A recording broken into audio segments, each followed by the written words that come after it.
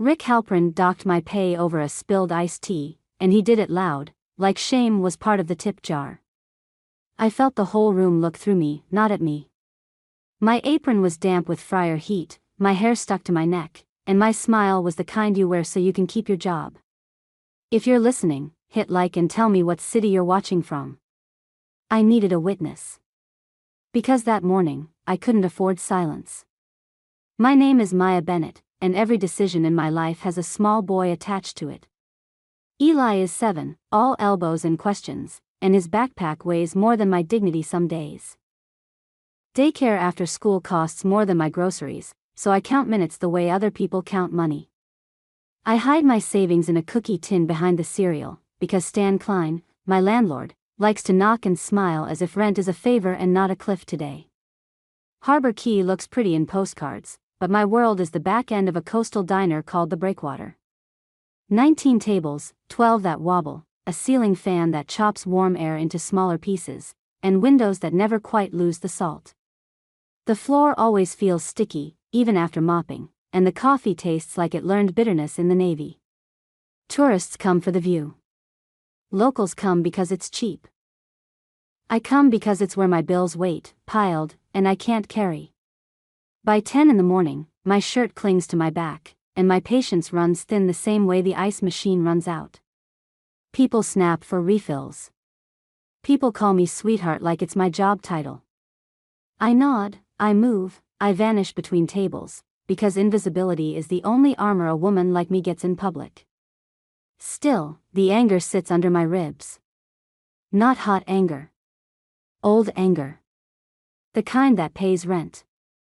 I swallow it, because Eli needs dinner more than pride. At noon, Rick waves his phone at me and reminds me he can replace me by tomorrow. I can feel the thread in my skin, because I've watched other women disappear from the schedule like they never existed. Between orders, my own phone buzzes with Stan Klein's messages, polite words wrapped around sharp edges. Rent is due. Late fees start. I do the math in my head: gas, milk, school lunch, detergent, and the one cheap inhaler Eli needs. It all hangs off my smile. The lunch rush thins, then builds again, a tide that never asks how tired you are. I refill ketchup bottles, wipe crumbs into my palm, and tell myself I can get through one more shift, one more week, one more month. Harbor Key sunlight slants through the windows and makes the grease on the floor shine like a warning. I'm bent over table 6 when the door chime rings, and my body tenses before I even look up. That's how storms arrive in my life. He steps inside alone, which is the first wrong thing, and the second is the suit. Black, perfectly cut, the kind of fabric that doesn't crease when you sit, the kind that costs $5,000 and doesn't need to brag about it. He pauses like he's listening to the room breathe. His eyes move over the bar, the kitchen pass, the windows, the hallway to the restrooms. Not curiosity. Inventory. He is counting exits the way I count dollars. My throat tightens, and I hate it. Then his gaze lands on me and stops, not hungry, not friendly, just precise, like a finger finding a pulse. I straighten without meaning to.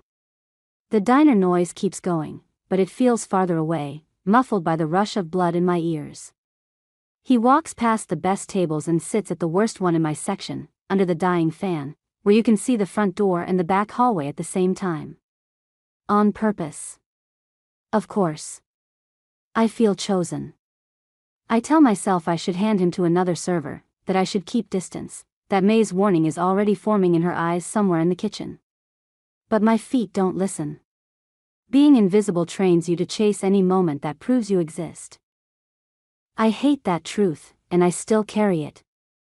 I grab a menu, wipe my palms on my apron, and walk toward him on autopilot, like a tide pulling me out. Some part of him already knows I'm coming too. Up close, the details sharpen. Hands with old strength in the knuckles. A watch that looks heavy, unadvertised. A stillness that makes my exhaustion feel noisy. He doesn't reach for the menu when I set it down. He watches me the way my landlord watches my door, the way Rick watches the register, the way trouble watches a woman alone. I feel my name rise in my throat, uninvited. And I know, with a certainty that chills me, he is going to say it first. His mouth didn't move, but my name still showed up in the room like a flashlight. I felt it land on my skin before my brain caught up. I hadn't introduced myself. My name tag was half hidden under a smear of ketchup and fryer oil, but he didn't look down at it. He looked through it. I kept walking because stopping would have meant admitting I was scared. My feet found the worst table in my section, the one under the broken fan that only pushed hot air in circles. The chair wobbled if you breathed wrong.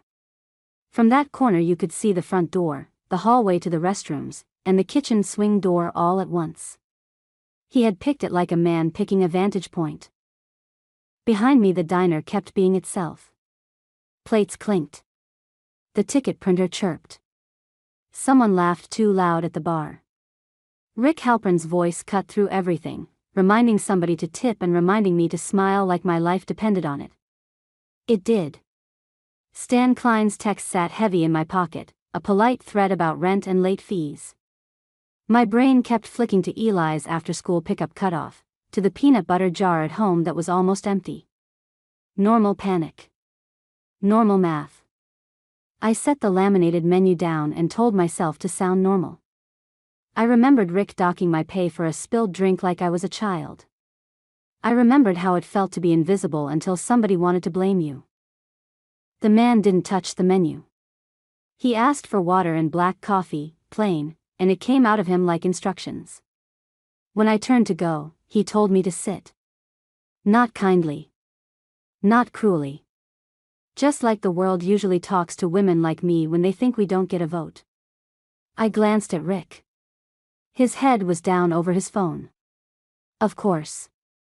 I glanced at the exit sign, because apparently I was learning that habit too. Then I sat on the edge of the chair, spine straight, hands in my lap like I could hide my shaking. Up close, he looked less like a tourist and more like an outcome. A thin scar near his hairline. Another at his throat. A ring with a dark stone. Knuckles that had been broken once and never cared about looking perfect again. I thought about my own hands, burned from hot plates, smelling like bleach and fries. He asked what time I got off. I told myself not to answer, then heard my mouth give him 11. I hated that it came out so easy. Then he reached into his jacket, and my stomach tightened like a fist. But it was only a wallet. He placed 4 crisp bills on the table, each one a $100, like he was paying for air. He made it sound simple, coffee and a few minutes of my time. My throat went dry. $400 was groceries for 2 weeks if I was careful. $400 was the gap between rent and late fees. $400 was Eli's field trip deposit and new sneakers that didn't have holes in the toes. It was also humiliation in paper form, sitting there where everyone could see if they bothered to look. I told myself I could refuse and survive on pride. Then I pictured Eli eating cereal for dinner again. I pictured Stan's smile at my door. I pictured Rick cutting my hours because I had an attitude. I took one slow breath and chose the thing that kept my kids safe first. I slid the bills closer, not fast, not grateful, just practical. That was when he said my life back to me. Not as questions. As facts. My hometown outside Columbus. My mom, Diane, gone last spring. Eli's age. The name of his school. The exact rent Stan charges me every month, $900 in cash because he likes me cornered. The daycare bill.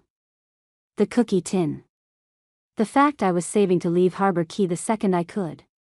The diner went small. My ears rang like the ticket printer had moved inside my skull. I didn't stand up. I didn't scream. I just felt the floor tilt, the way it tilts when you realize you've been living in somebody else's sightline. He watched my face like he was waiting for the moment I understood what he had done. I understood. This wasn't attention. It was selection. I slid off the chair, legs steady only because fear can be efficient. I tucked the money into my apron pocket and felt it burn against my stomach like a brand. Then I walked toward the kitchen door, not looking back, already reaching for May Sullivan's eyes, because I needed another woman's truth before I lied to myself. I pushed through the swing door into the kitchen like I was running from my own face. The dining room noise dulled behind me, replaced by metal clatter, sizzling oil, and the wet, sour smell of dishwater. I opened the walk-in freezer just enough to let the cold spill out and hit my cheeks. For a few seconds I stood there, breathing in air that tasted like ice and cardboard, letting my heartbeat slow down to something I could live inside.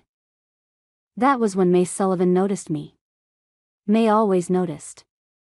She didn't ask how I was the way people ask when they want a polite answer. She clocked my skin, my hands, the way I held my shoulders, and I felt myself being measured the way you measure a bruise.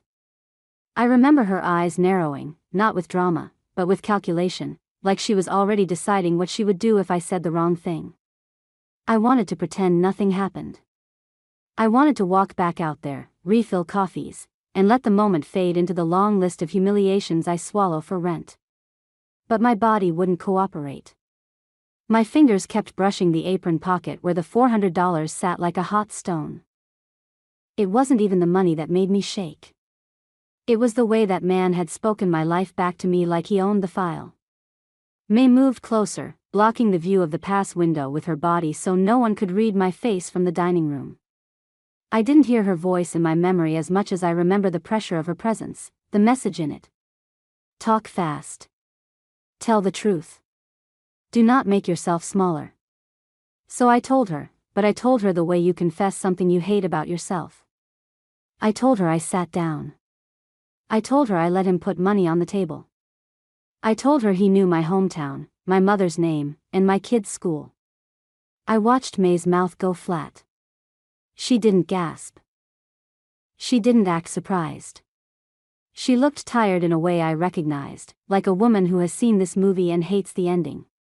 My shame showed up hot and ugly. I hated that I needed the $400. I hated that part of me wanted to keep it. I hated that being seen, even in that cold, unnatural way, felt like relief for a second. Like somebody finally turned a light on and I could stop squinting. The thought made me furious with myself, because I know what hunger does. Hunger makes you call danger by a softer name. May didn't lecture. She gave me a warning so plain it felt like a tool you can carry. I remember the way she said quiet men don't break glass, they take pieces. Loud men blow up, everybody witnesses it, and you can point to the wreckage. Quiet men rearrange your life without leaving fingerprints, and one day you wake up and realize you can't remember what you were before them. May's eyes didn't leave mine when that landed. It felt less like advice and more like a rule carved into stone. She made it clear she wasn't impressed by a suit or money. She was impressed by patterns. A man who knew my rent and my child's name was not a man drifting through Harbor Key for fun. He was a man who planned. And planned men, May reminded me with her whole face, do not plan for your benefit. They plan for control. I wanted to argue. I wanted to say he hadn't threatened me. I wanted to say he hadn't touched me. But my brain kept replaying the worst part, the way he chose the table with the sightlines, the way he read my life like a receipt, the way the diner went small around him. May didn't need my arguments.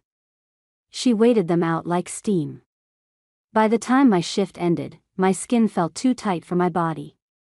I walked home in a heat that smelled like asphalt and salt, and every car that slowed made my stomach drop.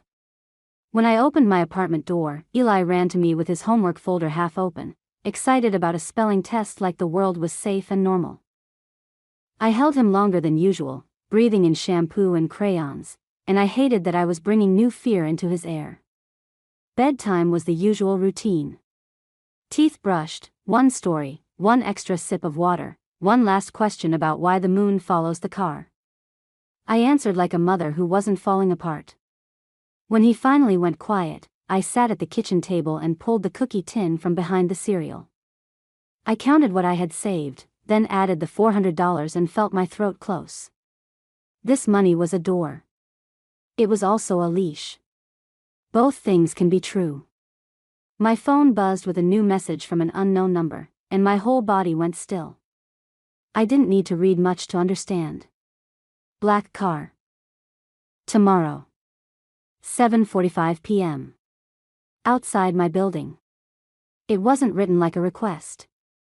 It was written like weather. I sat there in the dark kitchen, the cookie tin open, my son asleep behind a thin wall, and I thought about May's face. I thought about the kind of men who take pieces. I thought about the part of me that was already leaning forward anyway. That was the sickest truth of all. I picked up my phone and typed a message to May with hands that finally stopped shaking because decision does that. I told her the time. I told her where. I told her I would text her the moment I knew the address, and if she didn't hear from me by midnight, she should start calling everyone she trusted. I hit send, then stared at the screen like it might change its mind. When the reply came, it was fast, and I didn't need to see the words to feel the meaning. May was on watch now. I lay down fully dressed on top of my blanket, phone on my chest, listening to Eli breathe, and I understood something that scared me more than the man in the suit. I wasn't asking whether I would go. I was already planning how to survive going. At 7:45 p.m. my apartment looked too small for the decision I was making. My phone was fully charged, May's number pinned to the top of my screen, and my purse felt heavier than it should have for a wallet, keys, and the quiet $400 folded in a zipper pocket. Eli was at my sister's for the night, safe and annoyed about it, and I stood in the doorway of his room for one last second anyway, breathing in the laundry soap smell and telling myself this was for him. Downstairs, the sidewalk was empty except for a buzzing streetlight and two stray cats that watched me like they knew gossip. I kept my phone in my hand the way May taught me, thumb ready, eyes up. The black sedan turned the corner at 7:44, not long and showy like a movie, just clean and dark and quiet, the kind of expensive that only looks expensive if you've ever been poor enough to notice details. It rolled to the curb without a horn, without a flash, and stopped like it had been practicing for me. The driver got out first. Frankie Maddox was in his 40s, sleeves rolled, posture straight, face neutral in a way that felt earned. Before I could ask anything, he held out a laminated ID and waited, letting me take my time with it. I remember thinking that was the first kindness, not the card, but the patience. Then he pointed to the back door and made it clear he was here to drive, not to persuade, and that if I wanted to go back inside, the car would leave and no one would chase me. When I slid into the back seat, the leather smelled like clean and something woody that didn't belong to Frankie. The doors clicked locked and my stomach clenched. Frankie explained, calmly, that the locks were driver-controlled in traffic, and he showed me the black button above my window. I pressed it once and heard the soft release. I pressed it again and felt the car seal. It was a tiny thing, but my shoulders dropped anyway. Control, even borrowed control, changes how fear sits in your ribs. We pulled away, and Harbor Key slid past the tinted glass like a life I could rewind if I chose to. The diner lights, the cheap motel sign, the marina cranes, all of it shrinking behind us. The road climbed. The air changed from fry grease to salt and pine. Streetlights thinned, then disappeared, and the dark outside grew honest. I kept thinking of May watching her phone, of Eli asleep in a different bed, of how a mother can be brave and terrified in the same breath. The restaurant had no sign. It sat on a cliff like it was hiding from regular people, white stone and low lanterns and a terrace that looked straight down into black water. A host was waiting in the driveway as if he had been counting headlights. He greeted me by name, which made my mouth go dry, and he didn't ask if I had a reservation because the question was already answered by the way he stepped aside. He led me past empty tables to one table set alone under bougainvillea, and the loneliness of it felt staged. Dominic Vale was already there, standing beside the chair like he had decided the angle he wanted to watch me from. Black suit again, no softness, eyes steady. He didn't flatter me for coming. He did something stranger, he gave me an exit. He made sure I knew Frankie was across the road, and that if I stood up, I could be back at my door in minutes. No explanations, no finishing a meal, no apology required. Hearing that should have soothed me. Instead it proved how much of tonight had been planned. I sat because leaving would have meant pretending I wasn't curious, and I was. The chair was cool under my thighs, the table smooth, the sea wind lifting hair at my temples like fingers I didn't trust. A server placed water near my hand and glanced at Dominic before retreating, as if permission lived in his silence. My phone stayed on the table where I could see it. May's last message sat unread, not because I didn't care, but because I couldn't handle another voice yet. I watched Dominic watch me and felt the blend of attraction and alarm I'd felt in the diner. This place, this table, the driver, the locks, the staff knowing my name, it formed a sentence. I was expected. I was managed. I was being handled with precision. So I made myself breathe. I made myself remember Eli's face and May's warning. Then I decided the only way to stay myself was to stop being polite. Tonight I wasn't here for compliments. I was here for answers, and I could tell Dominic had been waiting for that. Dominic waited until the server disappeared and the terrace settled into quiet. My phone lay beside my water glass, screen dark, May's name still pinned in my recent messages like a seatbelt I could click at any second. The ocean below us breathed against the rocks, slow and indifferent. I kept reminding myself of his rule. I could stand up, walk out, and Frankie would take me home. A lifeline, yes, but also a leash, because it proved he'd planned for every version of me, including the one who ran. So I set my own boundary inside my chest: no pretty words tonight. No pity. No charm. I wasn't a girl he could confuse with dinner lights. I was a mother with a rent notice and a kid who trusted me to come back. He didn't fight that boundary. If anything, he seemed to respect it. The way he looked at me wasn't soft, it was precise, like he was listening for the place I might break. When I asked, with my whole posture, what he actually was, he gave me structure instead of romance. He described businesses first: shipping contracts, real estate holdings, security firms that wore polite names. He talked about employees and payrolls, about taxes and lawyers, about the boring parts that make money look clean. Then he admitted the part that made the air colder: reputation. A certain kind of person knew his name, and that knowledge kept doors open and mouths shut. He explained why I had never heard of him. Men like him either become famous and get sloppy, or they stay invisible and live longer. He had chosen the second. I could hear, underneath the calm, the discipline it took to live that way. What steadied me wasn't comfort. It was the absence of lies. I kept waiting for him to slide into flattery, to turn me into a story that made him sound better. He didn't. He named what he had and what it cost, and the honesty felt like a blade laid flat on a table, not cutting yet, but real. Then he told me why he noticed me, and I hated how fast it landed. He said he recognized tired. Not the theatrical kind, not brokenness that asks to be rescued, but the quiet exhaustion that keeps moving because stopping isn't an option. He said most people mistake that for weakness. He didn't. I felt my face heat, not from romance, from anger at myself. Because he was right. I had been tired so long I forgot it was visible. I thought invisibility meant nobody could read me. Hearing him read that part made me feel naked. I gave him one small truth in return, on purpose, like a coin I chose to spend.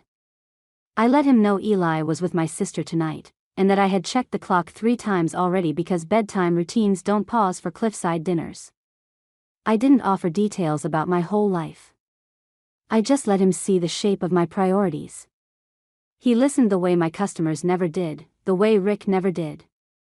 He listened like every word mattered, and that kind of attention is dangerous because it makes you want to keep talking.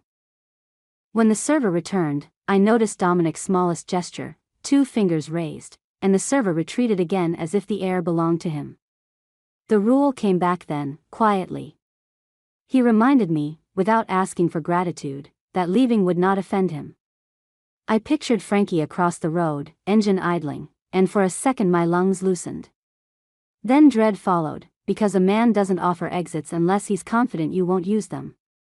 Time moved in soft pieces, a plate I barely tasted, wind teasing the candle flame, fairy lights blinking far out like a different life. Dominic asked for nothing from me that night except the right to tell the truth, and somehow that felt heavier than a demand. When he finally asked for another dinner, he framed it like a choice that stayed mine. I didn't answer out loud right away. In my head, I saw two roads, the safe one back to my old routine, and the one where a dangerous man told the truth and waited to see if I could handle it. Frankie drove me home after, and Harbor Key looked the same through the window, but my skin didn't fit it anymore. The next morning at the breakwater, Rick's voice was softer, and a couple in linen tipped like they'd been instructed. I told myself it was coincidence, and the lie tasted familiar. By lunchtime I noticed Stan Klein hadn't knocked, not once, and the late fee text stopped. A delivery guy brought a new booster seat to the diner and said it was paid for, then hurried off. I stared at the receipt and felt Dominic's shadow settle closer. The next morning I packed Eli's lunch like my hands had never touched a cliffside table. Peanut butter, apple slices, a note that said I loved him. The diner smell still clung to my hair. For one breath, life felt almost lighter, and that scared me more than I expected. At the breakwater, Rick's voice stayed lower, as if the air itself could report him. A couple in linen ordered nothing cheap and left cash that felt new. When I thanked them, they only nodded, like they were checking a box. My skin remembered Dominic's calm from the night before. Stan Klein didn't text until afternoon, and when he did it was polite, almost friendly. He called rent a misunderstanding, said we could talk next week. I stared at the message while Eli colored at the counter. Relief rose, then curdled, because Stan never softened unless someone bigger told him. 2 days later a delivery guy dropped off a new booster seat, still tagged, and said it was paid. Rick put me on earlier shifts without me begging, which meant daycare fees dropped. I should have celebrated. Instead I felt my world being nudged, as if invisible hands adjusted screws. Dominic asked to see me again, and I agreed with my chin lifted, pretending it was a choice made in daylight. Frankie drove me to a small restaurant with 3 tables. Dominic listened more than he spoke. When he did speak, it was careful, like words were ammunition kept locked. A week after that, he took me out on a modest sailboat, not a palace. The rope burned my palm and the salt made Eli laugh when I brought him home. Dominic kept his hands to himself, painfully. The restraint felt respectful, and also strategic, like he was training me. Between those meetings, my life stayed ordinary on the surface. I still washed uniforms at midnight. I still checked my phone for May's messages like prayer. But each time Dominic told me I could leave, I believed him, and that belief was its trap. It made me stay on purpose. May watched the new customers the way she watched storms. She didn't ask me for details at first, she just waited until we were alone by the dish sink. Then she made me admit what I was trying not to name. Someone was smoothing path, and it was not free. I felt 2 feelings at once, and I hated both. Relief, because Eli's pantry looked fuller. Anger, because I didn't earn the ease. Shame, because part of me wanted to keep accepting it and call it luck. I rehearsed telling Dominic to stop, then pictured rent and swallowed the words.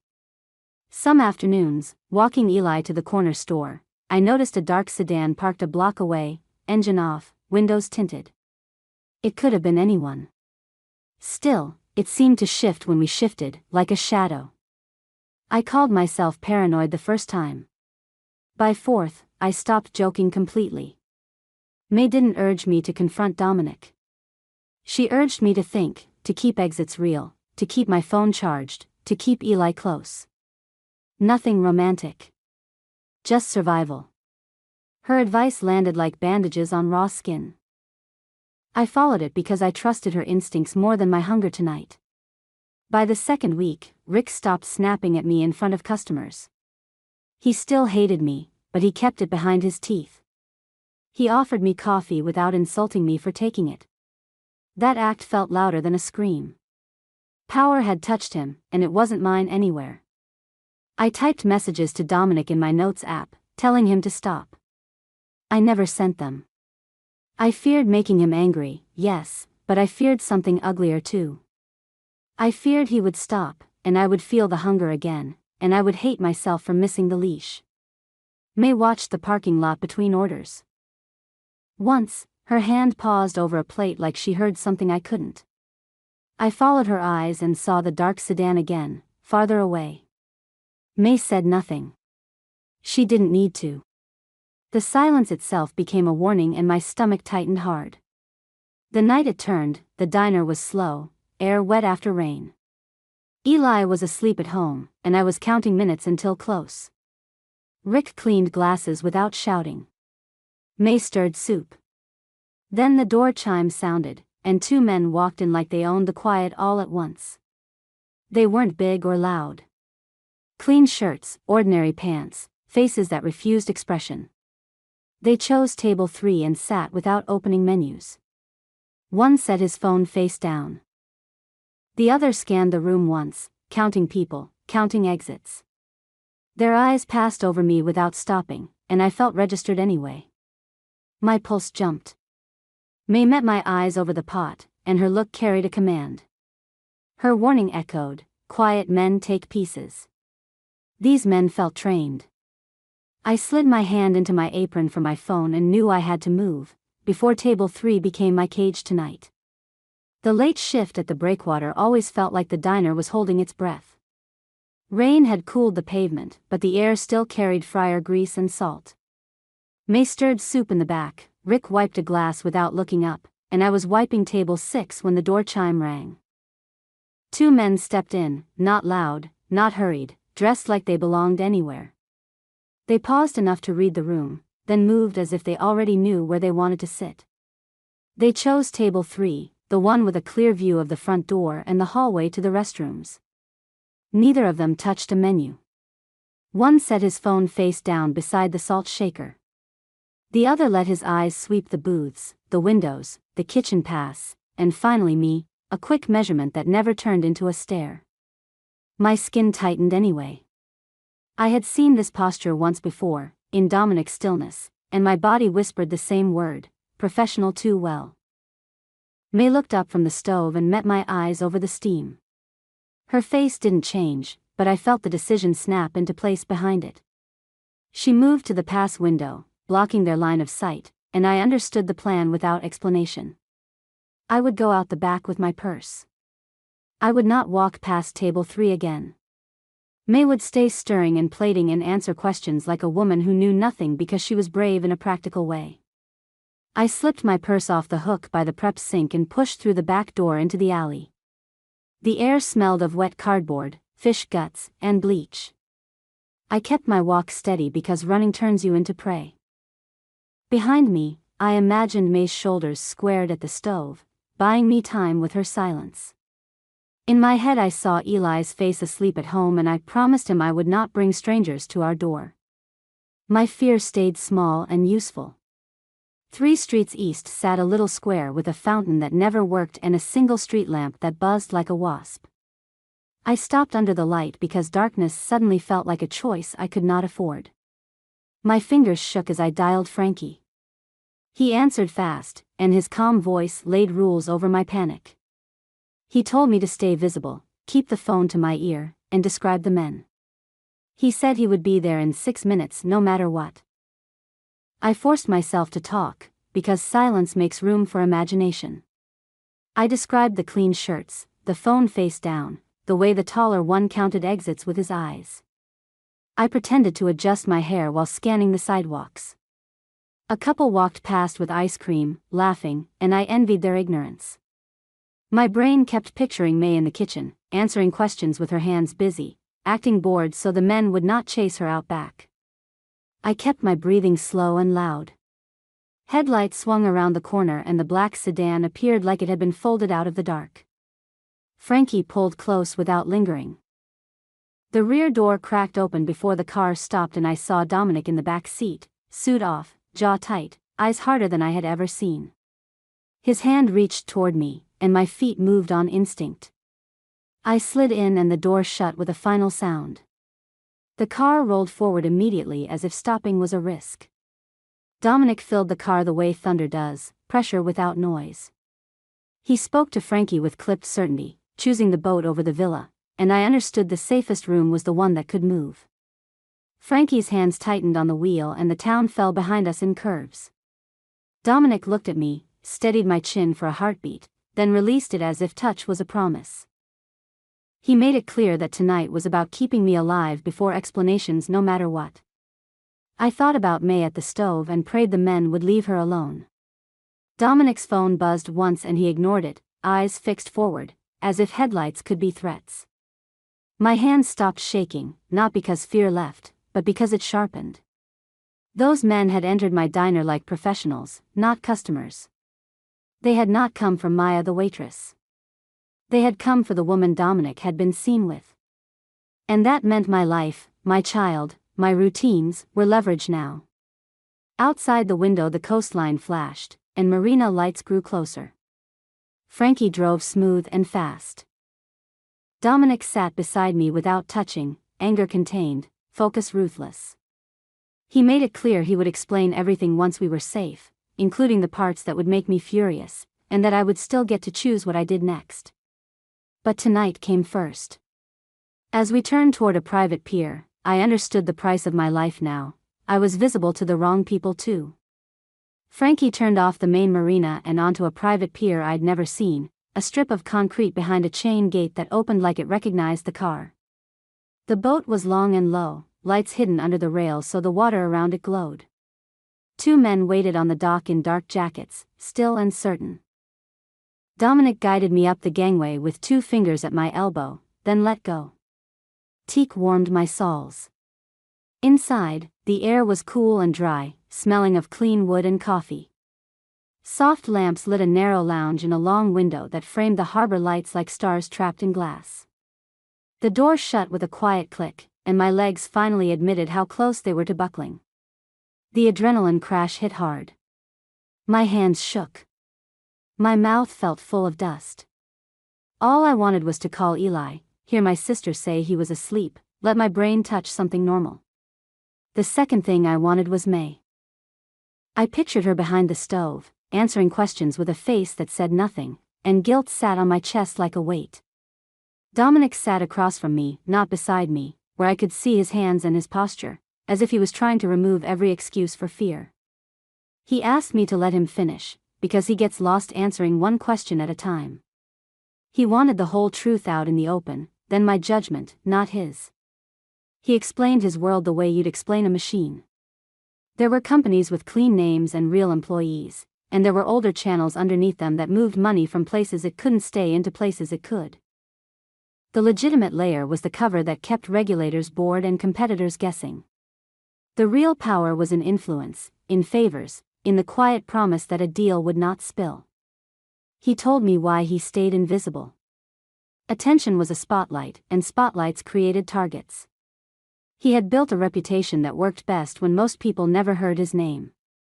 In that silence, he could keep things controlled, and control was how he survived. Then he named the man who had sent eyes into my diner, Curtis Rourke. Dominic had cut Rourke off and Rourke had been looking for pressure points ever since. Rourke couldn't reach Dominic through family or public scandal, so he searched for something easier to grab. A person. A face. A routine. A mother with a predictable schedule.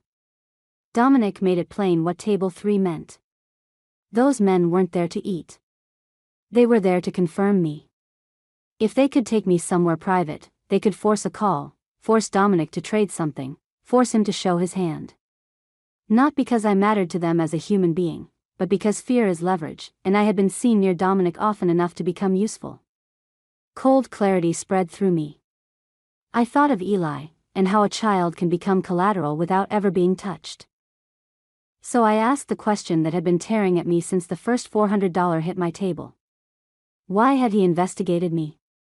Why me? Dominic looked down before answering, like he was choosing the least ugly version of the truth and finding none. He admitted he had seen me weeks ago outside the diner, crying alone after a shift. Something in him had stopped. He had someone look into me because in his world you don't approach what you haven't checked. Then he said the sentence that broke the rest of me open. He had been looking for someone who wouldn't drag his life into daylight. Someone without a loud family. Someone without a partner who would kick down doors. Someone already used to carrying everything alone. And my file, he admitted, showed I was a single mom, isolated, drowning, easy to remove without anyone powerful noticing. I wanted to throw something. I wanted to laugh. I wanted to vanish. I had built my life to protect my son, and it had also made me the perfect target for a man like Dominic to choose. The humiliation burned, and under it was a darker grief, the truth of how little protection the world offers women like me. Dominic didn't defend it. He took responsibility for the choice, for the carelessness that let my face be seen by the wrong eyes, and for tonight. He said he would fix Rourke's pressure, but first he had to keep me alive. His solution came next, calm and brutal in its logic, a temporary safe house, gates and routines, a place he controlled until Rourke's attention was forced elsewhere. He admitted it would feel like a cage even if it was built to keep Rourke out. And as the harbor lights blinked through the window, I realized the morning would bring a decision I couldn't avoid, accept the safest trap, or gamble on freedom that might get my son hurt. Either way, I would have to choose with my eyes open. Morning came the way it does after fear, too bright, too ordinary. The harbor outside the long window had turned from ink to pewter, and the boat rocked like it was breathing. Somewhere above us, crew footsteps moved with quiet purpose. My hands had finally stopped shaking, but my throat still felt scraped raw, as if I'd swallowed sand. I kept touching my phone, not to scroll, just to feel it there, because it was the last thing that belonged completely to me in that moment. Frankie brought me a bottle of water and left it on the table without hovering. Dominic stayed across from me, shoulders squared, eyes tired in a way that didn't ask for sympathy. I texted my sister and she answered fast, telling me Eli was asleep and safe, and the relief hit like a bruise you don't notice until you touch it. Then guilt followed, sharp and immediate, because May was still back at the diner, covering my exit with her own spine tonight alone. Dominic laid out his solution like a checklist. Rourke would not stop testing him, and the fastest pressure point was me, because my routines were easy to map. For a few weeks, maybe longer, I couldn't be in the open. He wanted me in a house that belonged to him in a way that couldn't be traced, with gates, cameras, and people who knew what to watch for. He didn't call it romance. He called it containment. He said it was the least worst option. He didn't pretend the cage part didn't exist. Safety, he admitted, meant he would know where I was, and his people would know too. I let the anger rise, then forced it into words that mattered. My phone stayed with me. Frankie stayed my direct line out. No one took my keys, no one took my name. If I wanted to leave, I left, and Eli came with me. Any plan that required silence was not a plan I could live with ever again. He accepted those terms without bargaining, and that scared me almost as much as resistance would have. Frankie brought a second phone charger and a small card with his number, and I folded it into my wallet like a talisman. Dominic had someone check on May, quietly, without pulling her into the blast radius of his world. He also arranged for my sister to keep Eli until morning, and for me to call him before he woke. The details felt careful, and too practiced. Just after dawn we left the boat. The marina was sleepy, gulls arguing over scraps, and the black sedan slid out like it belonged to the shadows. Frankie drove us away on side roads past shuttered bait shops and wet palmettos. Dominic sat up front, watching mirrors, making calls I couldn't hear. I watched the sky lighten and tried to remember what a morning without fear felt like. An unmarked lane appeared, then a metal gate, and it opened before Frankie even slowed once. The house sat behind trees, low and white, with shutters open to a quiet yard. A fig tree leaned over the walkway, leaves glossy from rain. Inside, everything smelled like lemon cleaner and old wood, not perfume, not display. There were books on shelves, a real kitchen, a small table that looked meant for homework. I expected luxury and got restraint.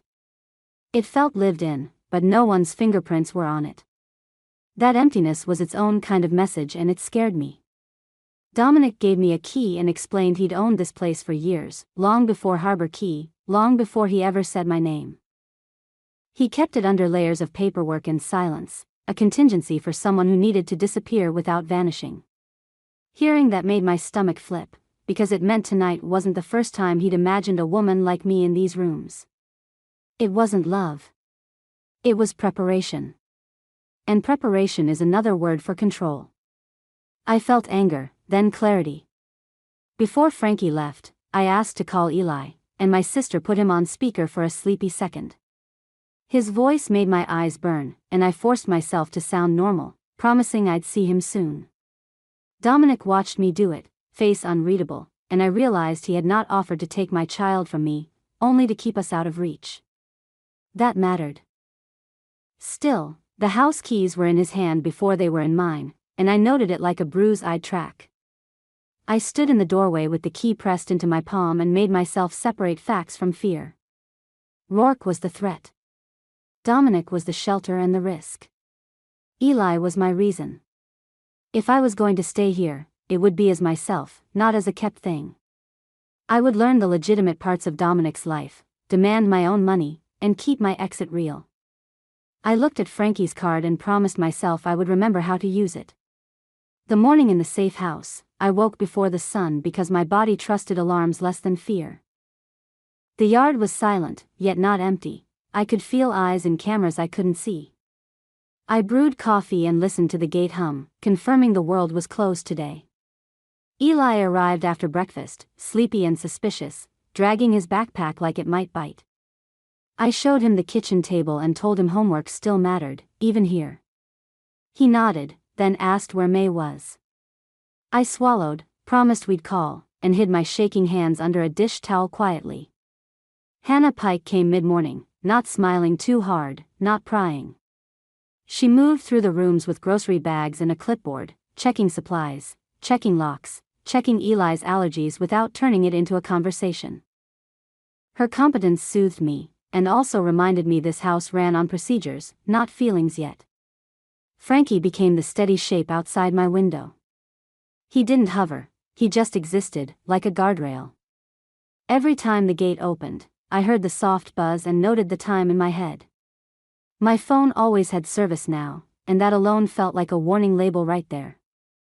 Dominic never surprised me. Frankie would text ahead, Hannah would set an extra plate, and I would choose where to be found. Sometimes I waited in the courtyard. Sometimes I stayed at the table with Eli's worksheet spread out like a shield. Dominic accepted each choice without comment tonight too. His restraint felt like respect and like training. He kept his hands visible, his distance measured, his voice low. When Eli asked questions, Dominic answered the simple ones and let the harder ones drift away. I watched him listen to me the way men listen to lawyers, serious and unreadable. On the day, I told myself I would not become a guest in my own life. I needed a bank account in my name, a paycheck I could point to, and bills I paid without asking permission. Dominic didn't argue. He watched me claim it like the request cost him. He started bringing spreadsheets and brochures from his hotel group, the boring legitimate parts. I didn't pretend to understand everything. I focused on patterns, which locations bled money, which staff turnover spiked, which complaints repeated. I wrote notes in a notebook, the same way I used to track grocery prices. When I visited one property with Frankie, I didn't look at marble. I watched the front desk. I noticed the night clerk started late because no one checked, and the lobby smelled like cigarettes trapped in curtains. I came back and laid out fixes that cost less than a weekend. At night Eli spread his homework across the table and asked Hannah to quiz him on spelling. She did it without fuss, then washed dishes while I packed lunches. The house began to hold our noises, pencil scratches, cartoons at low volume, my laughter when Eli told a joke again. Every comfort had a shadow. Frankie checked the perimeter before Eli went outside. Hannah kept the pantry stocked like we were snowed in. Dominic's people called the house line once a day to confirm we were fine, and I hated how quickly I learned to answer that question automatically now. I wrote May a long message I never sent, then another I did. I told her I was safe and that Eli was with me. She replied with one line that sounded like her, "Stay smart, stay you." I kept it in my notes like a prayer for later nights. Dominic kept his promises. Frankie's card stayed in my wallet, and Dominic never asked to see it. He never asked me to pretend this was love. When I was sharp with him, he took it. When I was quiet, he let quiet stay. That steadiness made me safer, and trapped. The first crack came from Frankie by accident. He mentioned a conference and a deal Dominic walked away from, worth more than my brain could hold, because someone joked about me like I was a convenience. Frankie didn't say the number, only that it was huge, and Dominic didn't hesitate. My relief turned to heat. I had asked him not to rearrange my life without consent, and he was still doing it in rooms I couldn't enter. I didn't want to be expensive. I wanted to be real. That night I decided to confront him calmly, to keep my personhood. The morning, while Eli ate cereal at the table, I planned a return to Harbor Key. I needed May's eyes on me, and I needed her to see Dominic too. I wouldn't live split between before and after. If this was my life, it would be witnessed where it started. Dominic didn't protest when I told him. He asked what day and what rules I wanted. The power imbalance still hummed, but my choice sat on top of it like a stone. I touched Frankie's card and decided I would walk into that diner with my head up next week. I chose to go back to Harbor Key because hiding was starting to feel like another kind of surrender. If I could not walk into the place where my old life happened, then Dominic's protection was already owning me. I took Eli with me for the same reason. I wanted my son to see that I did not disappear, I moved. Frankie drove us in the quiet sedan while Dominic followed in another car. The closer we got, the more my stomach remembered the curb and the door chime. The breakwater looked exactly the way it always had, sun-bleached paint, the wobbling tables, the old fan that pushed warm air instead of relief, and that permanent smell of fried fish trapped in the walls. Tourists ate ice cream along the seawall outside, laughing at nothing important. Inside, my eyes went to the same corners where I used to stand and swallow tears. But my body was different now. I stood straighter. My cheeks had color. The hunger in my eyes had quieted, and that felt like power. May heard the door chime and came out of the kitchen with her apron still in her hands, not because she missed me, but because she always checked who walked in. She stopped mid-step. I watched her take me in from shoes to hair like a mechanic diagnosing a car. Then her mouth tightened and her eyes went wet, and she looked annoyed at herself for it. She didn't ask where I'd been. She didn't ask who I'd become. She reached for my shoulder and squeezed once, hard, the way she used to when Rick was yelling. Eli stayed close to my leg, watching May like she was deciding whether she was safe. May crouched to his height and studied his face with the same blunt attention she gave everyone. I could tell she was filing him under mine. She nodded as if satisfied, then tugged him gently toward an empty booth and produced a basket of crackers like it was a magic trick. The simple tenderness hit me harder than any apology. This story was never only about me. It was about the little boy who would follow wherever I chose to stand. Dominic came in a few steps behind us, dressed plain compared to his usual armor, but he still carried that controlled weather in his shoulders. The diner reacted before anyone admitted it, conversations lowered, a couple of heads turned, Rick's hands froze on a glass. Dominic didn't look around for approval. He waited near the door until I glanced at him, then moved only as much as necessary, stopping a pace behind me. He let May look him over the way she had looked me over, and he did not interrupt that evaluation.